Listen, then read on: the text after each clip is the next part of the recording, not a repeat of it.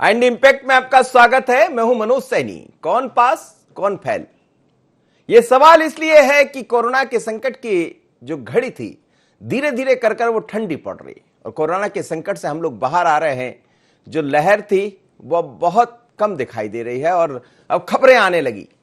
52 जिलों में कर्फ्यू का असर हमने देखा था, लेकिन धीरे धीरे कर कर वो असर भी अब कम होता नजर आ रहा है और सरकार के प्रयास अब हम ये कह सकते काम आ रहे हैं। लेकिन इस बीच कौन पास कौन फेल की बात इसलिए करना पड़ रहा है कि एक तरफ सरकार थी जो काम में लगी रही, दूसरी तरफ विपक्ष था जो आरोप लगाता रहा। लेकिन आरोप प्रत्यारोप के दौर में एक बार फिर कहा जाएगा कि अब जो संकेत दिखाई दे रहा है उससे लगता है कि 1 जून से ढिलाई दी जा सकती है। यानी मध्य प्रदेश का जो रफ्तार है, मध्य प्रदेश में जिस तरह से हम चलते रहे हैं वो रफ्तार फिर दिखाई देगी। वजह साफ है कि स्थितियां सुधरी है, बेहतर हुई है और सरकार के प्रयास भी काम आए। लेकिन इन प्रयासों के बीच में लगातार कई दौर देखने को मिले, कई तरह के सवाल खड़े हुए। हमने ये भी देखा कि शुरुआत में समझ भी आ रहा था क्या सरकार चूक गई, लेकिन बड़े तेजी से काम किए गए और आखिरकार हम सफलता की तरफ बढ़ रहे हैं। और अब अस्पतालों में जो बिस्तर है वो भी खाली है। दूसरी तरफ हम बात करें, यदि सामान्य तौर पर शमशान के जो दिखाई देते थे, अब वहाँ भी चीज़ें वैसी नहीं है, बल्कि ये कहा जा रहा है कुछ शमशान में तो कुछ दिनों से लोग पहुंचे नहीं। और हम तो यही चाहते हैं कि लोग अपने घरों में रहे, सुरक्षित रहे। लेकिन लापरवाही मत कीजिएगा, जरा सी लापरवाही भारी पड़ सकती है। आप यदि घर से बाहर निकले तो मास्क जरूर लगाइएगा, क्योंकि अभी कोरोना थमा है, रुका नहीं है बिल्कुल पूरी तरह, जिसको देखकर हम ये कहें कि अब हम बच गए। दफ्तरों में 10% वर्कफोर्स की बाध्यता को खत्म किया जा सकता है। जो शादी को देखते हुए कुछ दुकानें भी खोले जाने की संकेत मिल रहे हैं। शहर में लगी बैरिकेडिंग भी हटाई जा सकती है। खाने पीने की दुकानें खोलने की अनुमति दी जा सकती है। मुख्यमंत्री शिवराज सिंह चौहान ने अनलॉक के संकेत भी दिए। क्या कहा मुख्यमंत्री शिवराज सिंह चौहान ने, सुन लेते हैं। सब जिले आज सामूहिक संकल्प पारित कर दो कि 31 मई तक हम कोरोना मुक्त करेंगे और तब तक कोई छूट नहीं, पूरी कड़ाई। 11 दिन में हम सब जुट गए तो इसको पूरी तरह से हम काबू में करके खत्म कर देंगे। चलिए, बड़ी बात कह रहे हैं मुख्यमंत्री। उज्जैन पहुंचे थे, उसके अलावा मालवा के कई जिलों से उन्होंने बात की। मालवा के अंतर्गत जितने भी जिले आते हैं सभी कलेक्टरों से उन्होंने बात की और उसके बाद आज इंदौर में भी मुख्यमंत्री शिवराज सिंह चौहान पहुंचेंगे। सवाल यही है, क्या अब 31 के बाद जो संकेत दिखाई दे रहा है 1 जून से फिर से वही रफ्तार दिखाई देगी? चलिए, मेरे साथ 3 मेहमान जुड़ रहे हैं। गोविंद मालू है, भारतीय जनता पार्टी के नेता है, वरिष्ठ नेता। जितेंद्र मिश्रा जी प्रवक्ता कांग्रेस के हैं और संदीप पौराणिक जी हैं, वरिष्ठ पत्रकार। स्वागत है आप सभी मेहमानों का। गोविंद मालू जी, क्या यह माना जाए कि कौन पास कौन फेल, यदि हम देख रहे थे तो लगातार सरकार काम कर रही थी और अब संकेत सुखद भी दिखाई दे रहा है, लेकिन इस बीच में आरोप प्रत्यारोप के दौर भी खूब चले। देखिए, ये प्राकृतिक आपदा है, इसका परिमाण कितना होगा, कितना कम होगा, विश्व में कोई भी नहीं भांप पाया। ये तो ईश्वर ही बता सकता है और ईश्वर ही इसका निर्धारण करता है। लेकिन हम लोग उससे सचेत रहें, हम उसके मुकाबले की तैयारी करें, यह जिम्मेदारी हमारी और सरकारों की है। और उसमें केंद्र की सरकार ने और मध्य प्रदेश की सरकार ने और अन्य राज्य सरकारों ने अपनी भूमिका को स्थितियों के अनुरूप बखूबी निभाया है। पूरी तरह से हम नहीं कह सकते, क्योंकि स्थितियां इतनी विकट थी कि उसमें जिम्मेदारी निभाने के बाद भी जो हमारी संसाधन और सुविधाएं थी वो हमारी इसलिए कम हो गई क्योंकि जो बीमारी का परिमाण और जो बीमारों की संख्या थी वो इतनी ज्यादा थी कि उसकी कल्पना कोई भी नहीं कर सकता। लेकिन फिर भी सरकारों के साथ साथ लोगों ने भी अपनी जिम्मेदारी निभाई और कई सारी संस्थाओं ने अपनी जिम्मेदारी निभाई। हम इससे इनकार नहीं करते, क्योंकि हम सबका ये संकट किसी व्यक्ति विशेष, किसी सरकार का नहीं, ये एक प्राकृतिक संकट, एक दैवीय संकट है जिसका सामना हम सबको मिलकर बगैर किसी हमारे आग्रह दुराग्रह के करना चाहिए। और कई जगह पर हमने किया, लेकिन आरोप प्रत्यारोप लगाने वालों का कुछ नहीं किया जा सकता, वो करते रहेंगे। लोग भी समझते हैं कि आरोप प्रत्यारोप करना केवल राजनीति है और वो राजनीति करने का काम जो कर रहे हैं ऐसे समय, उनको भी लोग जान रहे हैं, भांप रहे हैं, उन्हें भी देख रहे हैं कि कैसे जमीन पर आकर काम करना और आरोप प्रत्यारोप लगाना, इनमें अंतर है। क्योंकि जब व्यावहारिक धरातल पर जाकर उस कड़ी धरती पर, इस पथरीली धरती पर जब हम कदम रखते हैं, तब उसकी वास्तविकता का आभास होता है और उसके दर्द का भी आभास होता है कि कहाँ पर कितनी गलतियां हुई हैं या नहीं हुई हैं। क्योंकि सब जो हमारा तंत्र है वो भी सब एक समान नहीं काम करता है।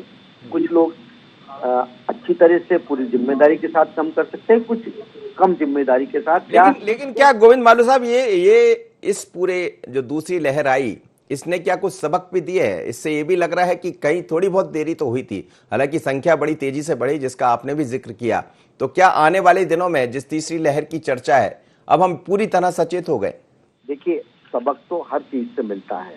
जो इस तरह की आपदा विपदा आती है, जो दैवीय आपदा आती है, उससे सबक मिलता है और वो उससे सबक लेना भी चाहिए, मैं समझता हूँ। पिछला पेंडेमिक जब आया तब उसके सबक अलग थे और उस पर हमने पूरी तरह से नियंत्रण भी किया। विश्व में हमारी इस बात के लिए दाग बनी कि हमने उससे कोरोना को हमने हराकर और हम बहुत ही अच्छे ढंग से जनता का हित संरक्षण कर पाए। इस बार का जो स्ट्रेन था वो अलग था और वो कैसा उसका म्यूटेशन था, वो उसके कारण जिस तरह से हमारे यहाँ मौतें हुई और जिस तरह से लोग उसमें लोगों की लापरवाही या कह दें कि उसका अनुमान नहीं लगा पाए कि अगर शुरुआत में ही हम उसको पकड़ लेते हैं तो कई लोगों की जान भी बच सकती थी। लेकिन ये तो खुद को व्यक्तिगत तय करना है, आपके अंदर क्या चल रहा है, ये कोई सरकार MRI। बिल्कुल आप ठीक कह रहे हैं। चलिए, जितेंद्र मिश्रा मेरे साथ जुड़े हैं, प्रवक्ता है कांग्रेस के। जितेंद्र जी, क्या कहें कि कुछ राहत की खबरें दिखाई दे रही है और हम सब राहत महसूस कर सकते हैं, लेकिन सचेत रहने की जरूरत? निश्चित तौर पर मनोज जी, राहत की खबर है और राहत महसूस भी हो रही है, क्योंकि जिस तरीके से रेट ऑफ परसेंटेज पॉजिटिविटी का कम हुआ है, ये एक राहत देने वाली खबर है। और उम्मीद की जा रही है कि 31 तारीख तक लॉकडाउन खोल दिया जाएगा और सारी चीजें सामान्य हो जाएंगी। निश्चित तौर पर समूचे प्रदेश की, पूरे देश की जिम्मेदारी बनती है कि अपना सहयोग करे और इस बीमारी और इस आपदा को कंट्रोल करने के लिए अपना जो भी सहयोग हो सकता है वो दे। गोविंद मालू जी को सुन रहा था, गोविंद मालू जी ने बोला कि कुछ कमियां भी रह गई हैं, जितने संसाधन थे उनका उपयोग किया गया। और ये भी कहा उन्होंने कि सबकी कार्यप्रणाली एक जैसी नहीं होती है, कहीं तेजी से काम हुआ, कहीं धीरे काम हुआ। ये बिल्कुल सही बात है उनकी कि कहीं ना कहीं संसाधनों में कमी रह गई है। मेरा ये कहना है कि निश्चित तौर पर यदि पारदर्शिता रखी जाती और ये मालूम चल जाता कि किस तरह दिन से लॉकडाउन होगा, कैसे बढ़ेगा, कैसे बढ़ाया जाएगा, तो जनता जनार्दन कुछ अपनी व्यवस्थाएं भी जुटा लेती। नहीं, लेकिन जितेंद्र मिश्रा जी, कई दफा ये होता है कि ये सब ऐसी चीजें हैं कि आकस्मिक है, किसी को पता नहीं होता है कि किस तरह से बड़ी तेजी से रफ्तार बढ़ जाएगी। और इस बार के कोरोना ने तो सबको अचंभा में डाल भी दिया था। चाहे आप भी महसूस कर रहे होंगे, हर दिन हमारे पास सैकड़ों फोन आ रहे थे, आपके पास भी आ रहे होंगे कि फलाने व्यक्ति को कोरोना हो गया, जल्दी इलाज दीजिए, जगह नहीं थी। लेकिन धीरे धीरे कर एकदम से व्यवस्थाएं नहीं हो सकती थी। बिल्कुल नहीं हो सकती है, लेकिन सही है, संसाधनों की कमी इस प्रदेश ने महसूस की है, जिसे गोविंद मालू जी ने भी स्वीकार किया, जिसे सारे लोग स्वीकार करेंगे, आप और हम स्वीकार करेंगे। मनोज जी, मेरी चिंता इस बात को लेकर के है कि अगर समय रहते इंतजाम कर लिए जाते जो आपाधापी में किए गए, तो निश्चित तौर पर हम इससे पहले ये लड़ाई जीतते। थोड़ा सा लेट हुए हैं, उसके पीछे ये है कि ये जो उपचुनाव हुए, इस तरफ ध्यान ज्यादा रहा सरकारों का, इसलिए कहीं ना कहीं पिछड़ गए, खास तौर से मध्य प्रदेश के मामले में। आपने देखा कि मध्य प्रदेश आज ऑक्सीजन लेने के लिए तैयार हुआ। मध्य प्रदेश ने आखिर में आपाधापी में ऑक्सीजन जुगाड़ करी। अगर हमारे पास संसाधन थे, हमारे पास ऑक्सीजन प्लांट थे, तो निश्चित तौर पर हम पहले से अगर तैयार कर लेते, जैसे बावई प्लांट की बात है, जैसे गोविंदपुरा प्लांट की बात है, तो निश्चित तौर पर कम से कम ऑक्सीजन के मामले में आत्मनिर्भर होते। कहीं ना कहीं चूक सरकार से हुई है। सरकार ने इस कोरोना महामारी को, क्योंकि जब कोरोना उतार पे था, जब लहर नहीं आई थी, उसके पहले सरकार ने भी कुछ ना कुछ ढीला डाला, इसकी वजह से कमी रही। बात रही रेमडेसिविर इंजेक्शन की, तो इसमें जो कालाबाजारी जैसी चीजें सामने आई, वो रोकी जा सकती। उसे हम प्राकृतिक आपदा नहीं कहते, वो तो हमारे हाथ की चीज थी। हमको कितने आप ठीक कह रहे हैं। मैं लौटता हूं आप पास। संदीप पौराणिक जी मेरे साथ जुड़े हैं। संदीप पौराणिक जी, अब हम उस तरफ जा रहे हैं जहां से खबरें अच्छी आ रही है और सभी ये मान भी रहे, हम भी समझ रहे हैं इस चीज को। लेकिन क्या ये माना जाए कि जब कभी ऐसी कोई महामारी आती है तो ये एक तरह से जंग होती है? क्योंकि दुश्मन यदि हम देखते हैं जब बॉर्डर पर होता है तो वो दिखाई देता है कि हमारा दुश्मन है, लेकिन ये संक्रमण का ऐसा दुश्मन था जो नजर नहीं आ रहा था।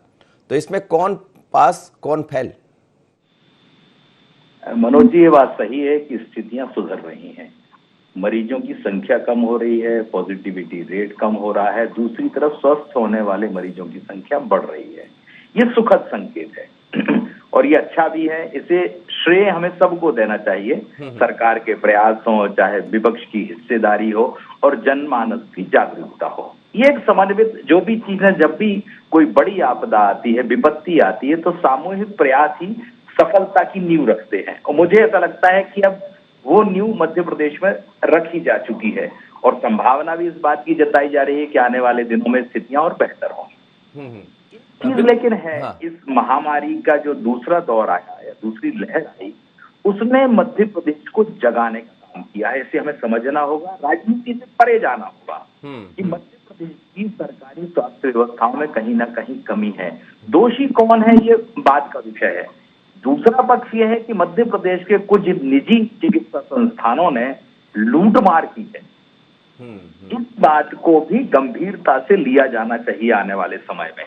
जिन संस्थानों की शिकायत आई है, जिनके मामले आए हैं, वह किसी भी राजनीतिक दल के नेता से जुड़े हुए वो लोग हों, उन पर सरकार को सख्ती से कार्रवाई करनी चाहिए। गड़बड़ी हुई तो कैसे हुई, मरीज के साथ लूटपाट हुई तो कैसे हुई, उसे गलत इंजेक्शन लगे तो क्यों लगे, ये विषय है आगे का। लेकिन क्या वाकई में कोई राजनीतिक दल, कोई राजनीतिक सत्ता निरपेक्ष भाव से ऐसे लोगों पर कार्रवाई का साहस जुटा पाएगी? आने वाला समय वही बताएगा, क्योंकि जब तीसरी लहर की आशंका है तो हमारी तैयारियां बेहतर होनी चाहिए।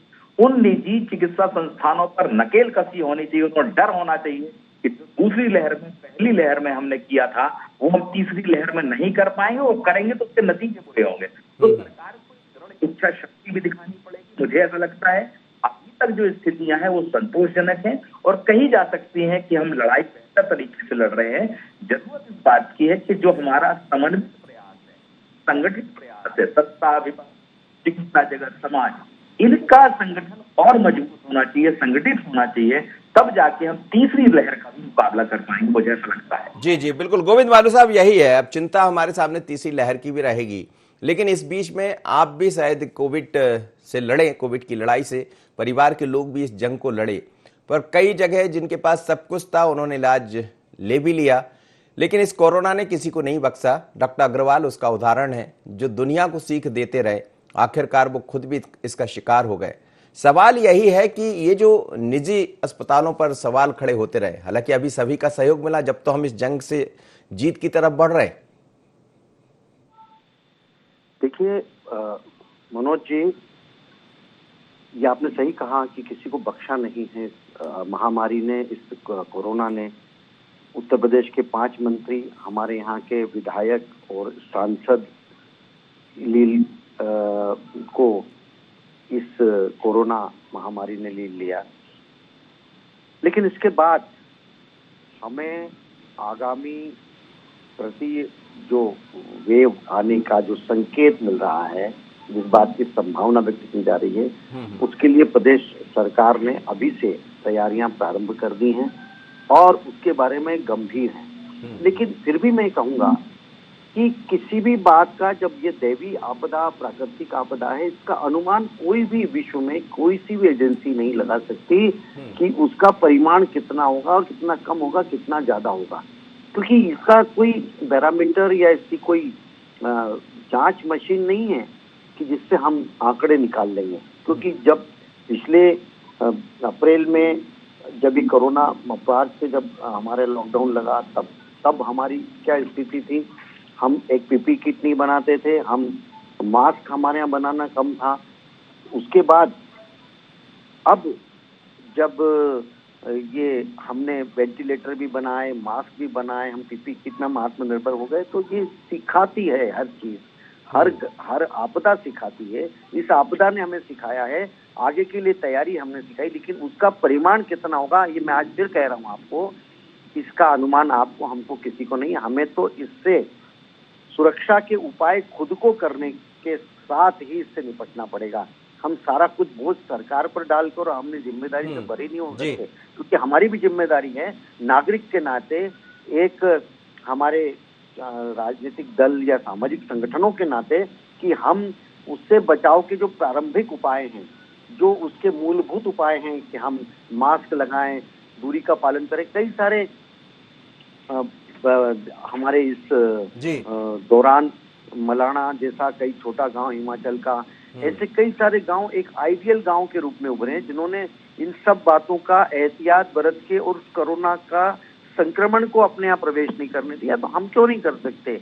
हमें इस बारे में सजग रहना होगा, लापरवाही नहीं बरतना होगी। 1 तारीख के बाद धीरे धीरे, क्योंकि आर्थिक गतिविधियों को अनंत सीमा तक रोका नहीं जा सकता, उनको प्रारंभ करना ही पड़ेगा, क्योंकि हर आदमी के रोजगार की स्थिति। अच्छा, इसमें गोविंद मालू साहब एक चीज दिखाई दे रही, मैं किसी पर सवाल खड़े नहीं कर रहा हूं, लेकिन ये ऐसा दौर रहा जब आरोप प्रत्यारोप, खैर विपक्ष का काम है कि सरकार जहां गलती करे वहां विपक्ष उसको जगाए, लेकिन आपने पूरे संगठन को लगाया, भारतीय जनता पार्टी ने सड़क पर दिखाई दे रहा है। क्या अब कांग्रेस भी आई है, लेकिन क्या कांग्रेस ने थोड़ी सी देरी की और साथ मिलता तो शायद जल्दी हम जंग जीतते? देखिए, कांग्रेस केवल, मैं आरोप प्रत्यारोप नहीं, मैं वस्तुस्थिति की बात कह रहा हूँ। आरोप लगाना, ट्विटर पर खेलना, कागज काले करना, इससे जनता का भला नहीं हो सकता।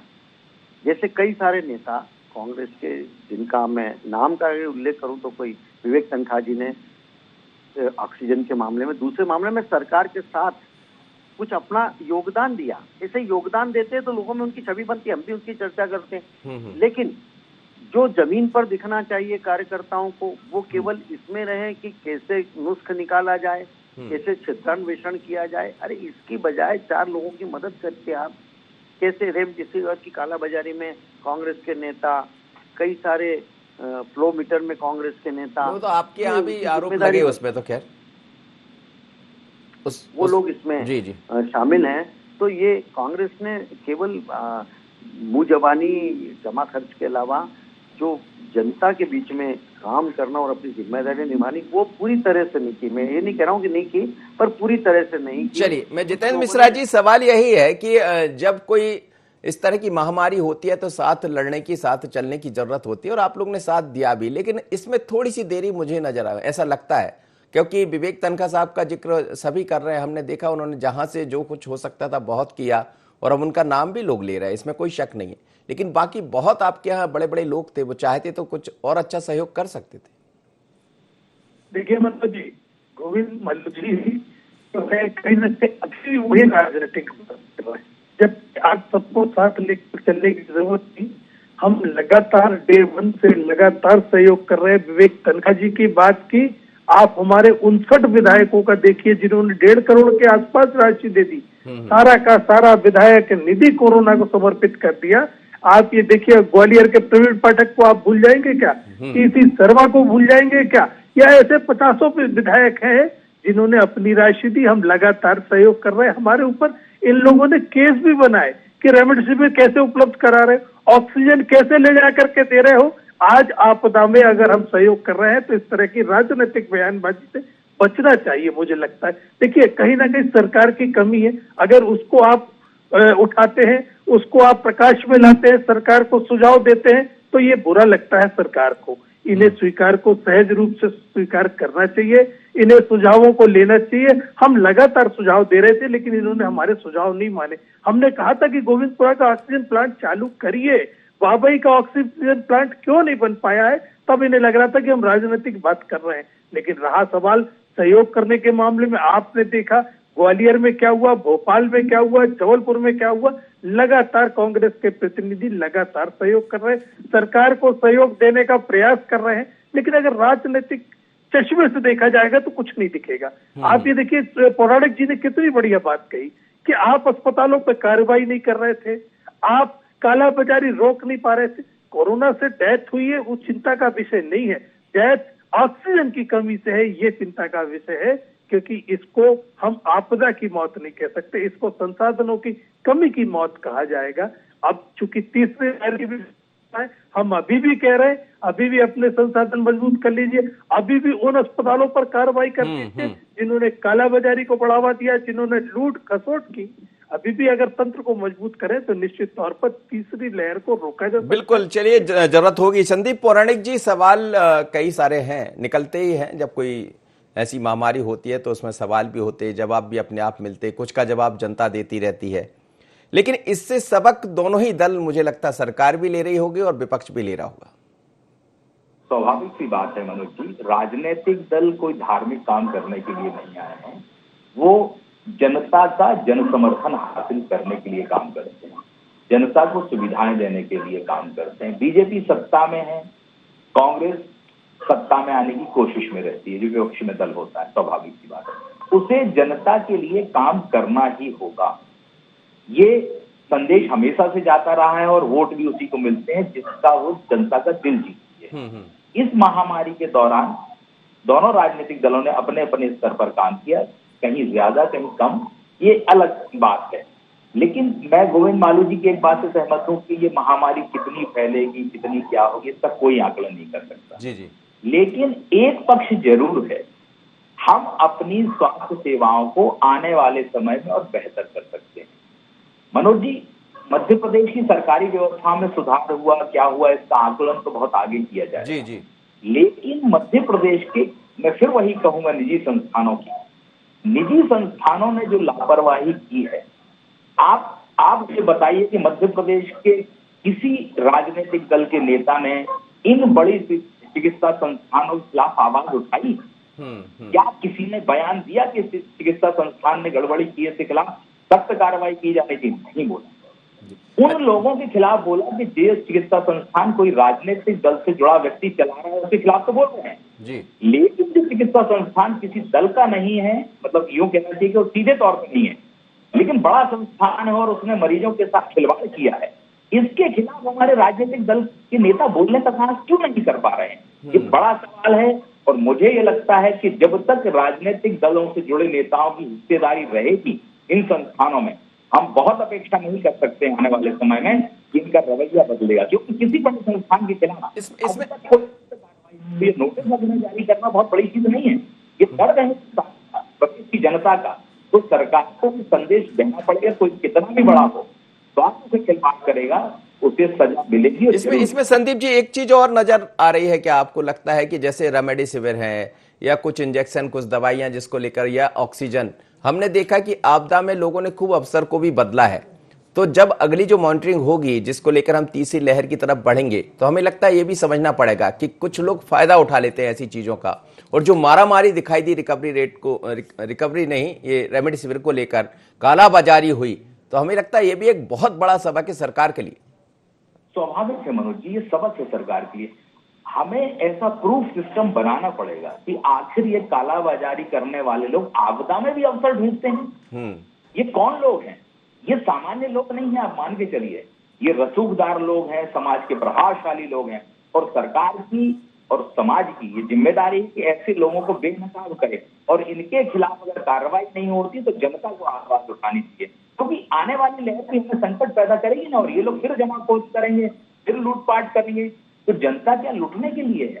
तो राजनीतिक दलों को, चाहे कांग्रेस हो चाहे बीजेपी हो, ऐसे लोगों के खिलाफ आवाज उठानी चाहिए, चाहे वो उनके दल का हो या विपक्षी दल का हो जी। आवाज अगर आप नहीं उठाएंगे तो जनता फिर आपको किनारे कर देगी, तय है। चलिए, मैं एक छोटी छोटी प्रतिक्रिया गोविंद मालू जी से और जितेंद्र जी से जरूर लेना चाहूंगा। गोविंद मालू जी, जो सवाल मैं संदीप पौराणिक जी से था कि जिस रेमडेसिविर को लेकर या कई ऐसे इंजेक्शन दवाएं जिस पर खूब कालाबाजारी हुई है, क्या हमें लगता है कि तीसरी लहर के पहले हम इन सब की, और कई बार ये भी होता है कि कंपनियां इतना हाहाकार मचा देती है ताकि फिर कभी कोई ऐसी आपदा आए तो हम उसका लाभ उठा सकें, ये भी एक विषय है जिस पर चर्चा भी होना चाहिए और हमें समझना भी पड़ेगा। जैसे अभी मनोज जी, ब्लैक फंगस का मामला आया, अब इसमें जितने इंजेक्शन पहले बीमारी होती थी, कुछ इक्के दुक्के लोग बीमार होते थे, उनके लिए इंजेक्शन उपलब्ध होते थे, लेकिन जब चूंकि 1200 मरीज इसमें आ गए हैं कुल मिलाकर।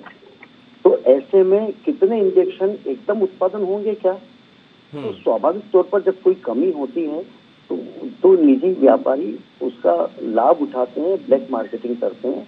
सरकार इसलिए व्यवस्था करती है। आज भी सरकार ने व्यवस्था की कि वो इंजेक्शन की रेट भी तीनों के तय किए और कंपनियों के आधार पर, और ये इतने इंजेक्शन कैसे कैसे हॉस्पिटल्स को मिलेंगे उसकी भी नीति तय की। तो जब मैंने कहा ना इसका परिमाण कितना होगा, ये ब्लैक फंगस का तो किसी को अनुमान ही नहीं था। ये अचानक आई बीमारी, अचानक आई और इतने लोगों को इसमें उसने गिरफ्त में ले लिया। चलिए सर, समय इजाजत नहीं दे रहा है और मैं चाह रहा था कि जितेंद्र मिश्रा जी, संदीप पौराणिक जी से भी इस पर टिप्पणी लूं, लेकिन चूंकि सरकार में आप बैठे हैं तो जवाब आपको ही देना है और लोग आपसे ही उम्मीद करेंगे। लेकिन विपक्ष से भी ये चाहेंगे कि साथ दे, क्योंकि साथ साथ मिलकर किसी लड़ाई को बड़ी आसानी से जीता जा सकता है। लेकिन इस बीमारी ने, इस दूसरी लहर ने सबको बहुत सबक दिए। बहुत बहुत धन्यवाद, आप तीनों मेरे साथ जुड़े। आने वाली लहर ना दिखाई दे, हम सब यही चाहेंगे। लेकिन अब यदि दूसरी लहर के बाद सरकार जो संकेत दे रही है कि 1 जून से कुछ खुलापन आपको दिखाई देगा, आप लोग घर से बाहर निकलेंगे, तो कृपा करके ये बिल्कुल मत सोचिएगा पहले की तरह कि हम वही कर लें, मास्क ना लगाएं, सैनिटाइजर का इस्तेमाल ना करें और एक दूसरे से इतने करीब आ जाएं कि एक दूसरे को संक्रमित कर दें। तो इन चीज़ों से बचिएगा, क्योंकि आपके हाथ में भी होता है। सरकार का काम है व्यवस्थाएं करना, लेकिन लड़ाई लड़ना हम आप सबका काम है। तो समझिएगा, कौन पास कौन फेल, ये चलता रहेगा। मुझे दीजिए इजाजत, बने रहिए ND24।